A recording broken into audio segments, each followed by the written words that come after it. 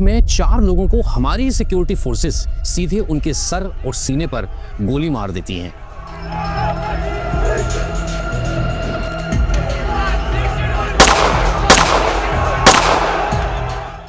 न tear gas shell, न pellet gun, न वार्निंग शॉट, सीधा उनको मार डाला गया। लेकिन फोकस इस बात पर नहीं हो रहा। पूरा नैरेटिव सोनम वांगचुक पर शिफ्ट कर दिया गया। सोनम वांगचुक को राष्ट्रीय सुरक्षा कानून के तहत गिरफ्तार किया गया है। आखिर किस बात से लोगों का ध्यान हटाने की, किस बात से लोगों को चुप कराने की कोशिश की जा रही है? क्या हम अब कांग्रेस मुक्त से विपक्ष मुक्त और प्रोटेस्ट मुक्त भारत बनने की ओर बढ़ रहे हैं? क्योंकि लद्दाख में जिस कायरता का परिचय सरकार ने दिया है उसे कभी भुलाया नहीं जाएगा। इस घटना को हमारी इंडियन डेमोक्रेटिक हिस्ट्री में डिक्टेटर स्ट्राइक के रूप में हमेशा याद रखा जाएगा। सोनम वांगचुक को आखिरकार नेशनल सिक्योरिटी एक्ट NSA के तहत गिरफ्तार कर लिया गया है। जिस तरह से सरकार की प्रोपेगेंडा मशीनरी, गोदी media, IT cell Sonam Wangchuk के खिलाफ चीन का एजेंट होने, विदेशों से फंडिंग लेने और हिंसा को भड़काने के आरोप लगा रहे थे, अफवाहें फैला रहे थे, उससे अंदेशा हो गया था कि सोनम वांगचुक के खिलाफ कार्रवाई की जा सकती है। Now first let's briefly understand what happened in Ladakh. साल 2019 में जब मोदी सरकार ने आर्टिकल 370 और 35A हटाकर जम्मू कश्मीर और लद्दाख को अलग कर दिया, उस समय सरकार ने खुद वादा किया था कि हालात ठीक होते ही लद्दाख को राज्य का दर्जा वापस दे दिया जाएगा। मैंने पहले भी दिखाया है, आज फिर दिखाऊंगा कि 2019 में जब ये संसद के चुनाव हो रहे थे, आपने पहले 3 बिंदुओं में लद्दाख को 6वें शेड्यूल में संरक्षित रखने का वादा किया। यही कारण है कि लद्दाख में बीते 6 साल से स्टेटहुड और 6th शेड्यूल की डिमांड चल रही थी। मोदी सरकार को उनका किया वादा याद दिलाने के लिए वहां पीसफुल प्रोटेस्ट, भूख हड़ताल, मार्च, अपील सब हो चुका था and Sonam Wangchuk was leading all this. इतना सब होने के बावजूद भी सरकार की तरफ से 6 साल तक सब कुछ इग्नोर किया गया और अब 24 सितंबर को लद्दाख के लोग हिंसा पर उतर आए। लेह में बीजेपी के रीजनल हेडक्वार्टर्स और हिल काउंसिल ऑफिस पर आग लगा दी जाती है। शायद ये बहुत इंपॉर्टेंट फैक्ट है कि सरकार को बहुत ज्यादा खतरा लगने लगा। फिर जो हुआ वो और भी डरावना है। सिक्योरिटी फोर्सेस की तरफ से जवाबी फायरिंग हुई तो उन्होंने प्रोटेस्टर्स के पैरों पर फायरिंग ना करते हुए सीधे उनके सर पर और चेस्ट पर फायरिंग कर दी। इसमें 4 लोगों की मौत हो गई, जिनमें एक तो फॉर्मर आर्मी पर्सन था। 80 लोग घायल हुए। सरकार ने इस सबका जिम्मा सीधे सोनम वांगचुक पर फोड़ दिया कि सोनम वांगचुक बाहर से फंडिंग ले रहे हैं, बाहर से इंस्ट्रक्शन ले रहे हैं। पाकिस्तानी, CIA, अर्बन नक्सल, सबका लेवल उन पर एक साथ चिपका दिया। लेकिन असली सवाल यह है कि सरकार इतनी डरी हुई क्यों लग रही है? क्योंकि जिस इंटेंसिटी और जिस ब्रुटैलिटी के साथ क्रैकडाउन किया गया है वो साफ दिखाता है कि डर अंदर तक बैठा हुआ है। अगर सरकार सिर्फ सोनम वांगचुक को डिटेन करती तो शायद किसी हद तक समझ आता, लेकिन उन पर NSA लगाना यानी वही लॉ जो टेररिस्ट और गैंगस्टर पर लगाया जाता है। अब सोचिए, क्या वांगचुक ने देश के खिलाफ कोई काम किया है? क्या उन्होंने एंटी नेशनल स्लोगन्स लगाए हैं? बिल्कुल नहीं। फिर ऐसे इंसान को टेररिस्ट की कैटेगरी में डालकर NSA लगाना ये चीज बहुत डेंजरस प्रेसिडेंट करती है।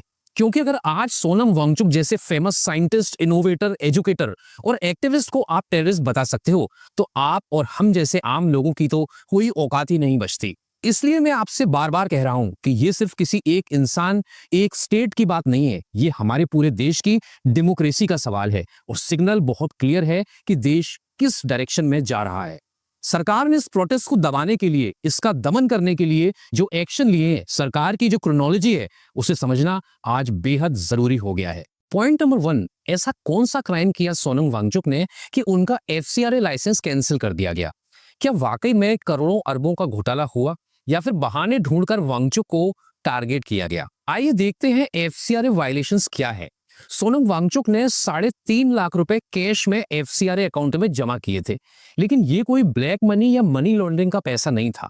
सरकार ने खुद माना कि ये पैसा FCRA फंड से खरीदी गई एक बस को बेचने से मिला था और उसे नियमों के अनुसार उसी खाते में जमा किया गया। सरकार की असली आपत्ति सिर्फ इस बात को लेकर है कि यह राशि कैश में जमा की गई और इसकी रिपोर्टिंग ठीक से नहीं की गई थी। अब दूसरा रीजन ये दिया गया कि 2020-21 में 3 वॉलंटियर्स ने अपने रहने और खाने का खर्चा मिलाकर करीब 54,600 रुपए दिए थे और वो पैसे FCRA अकाउंट में ट्रांसफर कर दिए गए। अब रूल्स के हिसाब से इंडियंस FCRA अकाउंट में डोनेशन नहीं कर सकते, उसके लिए अलग से लोकल अकाउंट होता है।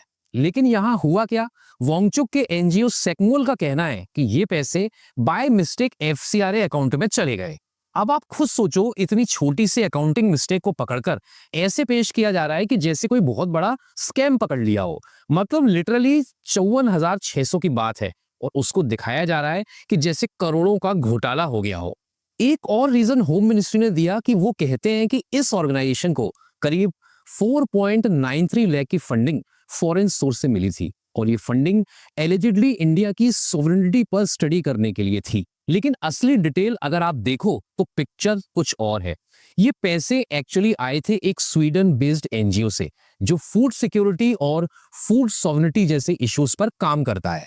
फंडिंग का पर्पस साफ लिखा था, यूथ में अवेयरनेस फैलाना, खासकर फूड सिक्योरिटी और रिलेटेड इश्यूज को लेकर। अब यहां पर जरा कॉमन सेंस लगाकर देखो, कोई बच्चा भी इस डॉक्यूमेंट को पढ़कर बता सकता है कि बात हो रही है फूड सॉवरेनिटी की, ना कि इंडिया की नेशनल सॉवरेनिटी की। लेकिन प्रॉब्लम यह है कि सरकार को हर जगह कॉन्स्पिरेसी दिखती है। तो जहां लिखा था फूड सॉवरेनिटी, वहां सरकार को दिख गया इंडिया की सॉवरेनिटी पर हमला, और इसी कंफ्यूजन को बेसिस बनाकर सोनम वांगचुक को एंटी नेशनल लेबल कर दिया गया। मतलब इतना बड़ा टैग इतनी छोटी सी मिसअंडरस्टैंडिंग पर। पॉइंट नंबर 2, एनएसए क्यों लगाया गया? सोनम वांगचुक को डिटेन कर सकते थे, अरेस्ट कर सकते थे, लेकिन एनएसए लगाकर क्या मैसेज देना चाहती है सरकार, यह समझना बहुत जरूरी है। ठीक है, मान लो सोनम वांगचुक ने एक प्रोटेस्ट ऑर्गेनाइज किया और वो प्रोटेस्ट वायलेंट हो गया, सरकार नाराज है, अगर उन्हें डिटेन करना चाहती है तो अरेस्ट भी किया जा सकता है। लेकिन वांगचुक के ऊपर एनएसए लगा देने की क्या तुक बनती है? सोनम वांगचुक को अगर आप नहीं जानते तो जान लीजिए, यही वो शख्स है जिन्होंने आर्टिकल 370 हटने के बाद सबसे पहले खुलकर कहा था, बहुत अच्छा कदम है, यूनियन टेरिटरी बनने से हमें और राइट्स मिलेंगे।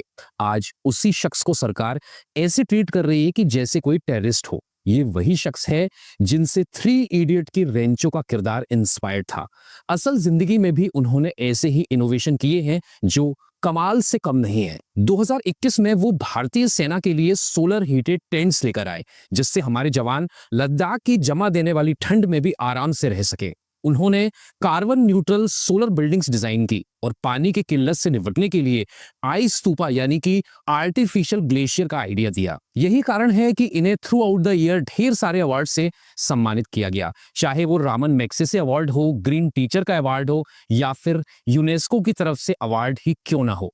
मतलब in terms of being peaceful, progressive, pro India, pro army figure, आप सोनम वांगचुक से बेटर एग्जाम्पल ढूंढ ही नहीं सकते। लेकिन आयरनी देखिए, वो एनएसए जो रेडिकल प्रीचर्स, गैंगस्टर्स और टेररिस्ट के खिलाफ लगाया जाता है, वो आज सोनम वांगचुक पर लगा दिया है। एनएसए का मतलब है नेशनल सिक्योरिटी से जुड़ा मामला। अब लद्दाख में जाकर किसी से पूछ लीजिए, आपको एक भी इंसान नहीं मिलेगा जो कहे कि Sonam Wangchuk is a threat to national security. उल्टा लोग कहेंगे ये तो देश के लिए काम करते हैं, देश के लिए बोलते हैं। और प्रॉब्लम सिर्फ यही नहीं है, असली इशू है कि एनएसए को मिसयूज किया जा रहा है। 1980 में ये लॉ लाया गया था नेशनल सिक्योरिटी प्रोटेक्ट करने के लिए, लेकिन प्रैक्टिकली आज ये सरकारों का सबसे कन्वीनियंट टूल बन चुका है डिसेंटर्स और एक्टिविस्ट को जेल में डालने के लिए। एनएसए के तहत यदि सरकार किसी व्यक्ति को अरेस्ट कर ले तो 12 महीने तक बिना आरोपों के उसे हिरासत में रखा जा सकता है। इस दौरान आपको कोई लीगल फ्रेमवर्क भी नहीं बचा सकता, क्योंकि बेल मिलने की संभावना ना के बराबर होती है। अब जरा कुछ और केसेस देख लेते हैं। कफील खान का नाम तो आपने सुना ही होगा, या फिर यूपी में यूसुफ मलिक का केस ले लीजिए। इन सारे केसेस में हालत ये रही कि सुप्रीम कोर्ट तक को इंटरवीन करना पड़ा ताकि बेल मिल सके। सिर्फ इलाहाबाद हाईकोर्ट की बात कर लें तो 2018 से 2020 के बीच यानी 2 साल में उन्होंने एनएसए डिटेंशंस के 120 में से 94 ऑर्डर कैंसिल कर दिए। सोचिए इतनी बड़ी संख्या में। तो पिक्चर काफी क्लियर है, चाहे यूएपीए हो या एनएसए, ये जो ड्रैकोनियन लॉज हैं इनका मिसयूज हो रहा है और उनका यूज अब मेनली एक ही काम के लिए किया जा रहा है, लोगों का मुंह चुप कराने के लिए। पॉइंट नंबर 3, क्या अब देश कांग्रेस मुक्त से विपक्ष मुक्त और प्रोटेस्ट मुक्त बन रहा है? पिछले 11 सालों में कौन सा पीसफुल प्रोटेस्ट है जिसे सरकार ने स्वीकार किया? हर बार वही कहानी, खालिस्तानी, अर्बन नक्सल, विदेशी फंडिंग।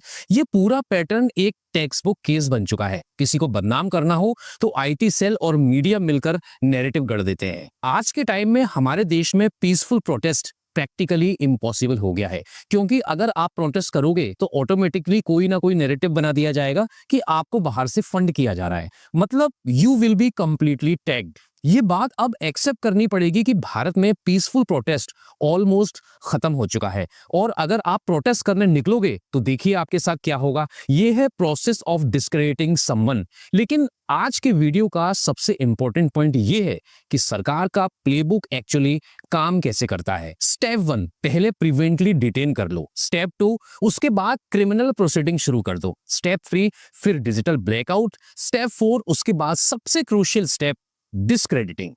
इस डिस्क्रेडिटिंग वाले स्टेप पर थोड़ा फोकस करें तो आपको पता चलेगा कि अगर सोनम वांगचुक जैसे रिस्पेक्टेड एक्टिविस्ट को डिस्क्रेडिट किया जा सकता है तो इमेजिन आप और मैं कहां खड़े हैं। ये क्रोनोलॉजी समझना बहुत जरूरी है। कांग्रेस मुक्त भारत कहते कहते आज हालत ये हो गई है कि प्रोटेस्ट मुक्त भारत बन गया है। मैंने एक छोटी सी लिस्ट बनाई है। देखिए, सरकार के नैरेटिव के हिसाब से अगर फार्मर प्रोटेस्ट करते हैं तो वो खालिस्तानी सपोर्टेड होते हैं, अगर स्टूडेंट प्रोटेस्ट करते हैं तो वो अर्बन नक्सल हो जाते हैं या मे बी चाइना फंडेड, अगर इंडिपेंडेंट मीडिया सवाल कर दे तो वो CIA के एजेंट हो जाते हैं, अगर रीजनल पार्टीज कुछ बोल दें तो वो एंटी इंडिया फोर्सेस बन जाते हैं, अगर जॉब सीकर्स उत्तराखंड में नारे लगाते हैं तो वो नेपाल या किसी फॉरेन इन्फ्लुएंस से इंस्पायर्ड है, अगर CAA प्रोटेस्ट होता है तो गजवाए हिंद का लेवल, और अगर E20 पेट्रोल जैसी चीज पर भी सवाल उठे तो नैरेटिव ये बनता है कि वो ऑयल लॉबी से पैसे लेकर सरकार के खिलाफ बोल रहे हैं। पिछले 11 सालों में आप एक भी ऐसा प्रोटेस्ट बता दो जिसे मोदी सरकार ने लेजिट माना हो, जिसे इन्होंने फॉरेन फंडेड नहीं कहा हो, तो सवाल ये भी उठता है कि आपकी होम मिनिस्ट्री आखिर कर क्या रही है। जब प्रोटेस्ट स्टार्ट हो जाता है तभी आपको क्यों पता चलता है कि अरे ये तो फॉरेन फंडेड है। इसका भी तो सरकार को जवाब देना पड़ेगा, चाहे वो किसान आंदोलन हो या फिर CAA को लेकर विरोध प्रदर्शन। बीजेपी के तमाम मंत्रियों, गोदी मीडिया और इनकी IT सेल ने इन प्रोटेस्ट के ऊपर फॉरेन फंडेड होने के आरोप तो जरूर लगाए हैं, लेकिन ये आरोप कभी साबित नहीं हो पाए हैं। आपको इतनी सी बात समझना चाहिए कि ये गांधी का भारत है। हमारे अंदर प्रोटेस्ट करने की एबिलिटी है, हम उसके लिए कैपेबल हैं। अरे हम तो वो भारत हैं जिसने प्रोटेस्ट के दम पर ही अंग्रेजों की ईंट से ईंट बजा के रख दी थी। लेकिन इनका ये हर बार नैरेटिव सेट करना कि हमारा हर प्रोटेस्ट बस फॉरेन फंडेड है, वास्तव में सच को दबाने की कोशिश है। आज जिन लोगों को लगता है कि देश में प्रोटेस्ट होना ही नहीं चाहिए, या जो हर डिसएग्रीमेंट को देशद्रोह का नाम देते हैं, उन्हें कम से कम इतना जरूर समझना चाहिए कि सरकार के इतने घटिया और इलॉजिकल आर्गुमेंट्स को बिलीव करके प्रोटेस्टर्स को एंटी नेशनल का टैग दे देना तो एटलीस्ट तुरंत बंद कर देना चाहिए। लद्दाख में 4 लोगों को हमारी सिक्योरिटी फोर्सेस सीधे उनके सर और सीने पर गोली मार देती हैं। ना टीयर गैस शेल, ना पैलेट गन, ना वार्निंग शॉट, सीधा उनको मार डाला गया। उनको ऐसा करने के लिए आखिर किसने ऑर्डर दिया? फोकस इस बात पर नहीं हो रहा, पूरा नैरेटिव सोनम वांगचुक पर शिफ्ट कर दिया गया। आखिर किस बात से लोगों का ध्यान हटाने के लिए, किस बात से लोगों को चुप कराने की कोशिश हो रही है? लेकिन जो लोगों का गुस्सा है वो देखते हुए अब सरकार ने क्लियर मैसेज दे दिया है, अब आवाज उठाओगे तो कुचल दिए जाओगे।